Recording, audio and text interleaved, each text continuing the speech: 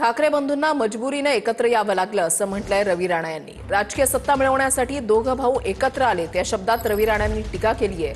आपुलकी असती तर ते बाळासाहेब असताना एकत्र आले असते असं देखील रवी राणांनी म्हटलंय। तर मजबुरी का नाम ठाकरे परिवार असं नवनीत राणांनी म्हटलंय। आता खऱ्या अर्थानं मजबुरीने आज एकत्र त्यांना यावं लागलं सत्तेसाठी।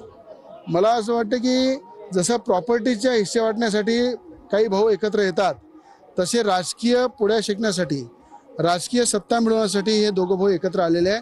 जर एवढं आपुलकी असती तर मला असं वाटते बाळासाहेब ठाकरे असताना ते एकत्र आले असते। आज बाळासाहेबांची इच्छा अपुरी राहिली तेव्हा, आणि आज ते गेल्यानंतर फक्त सत्तेसाठी एकत्र आले।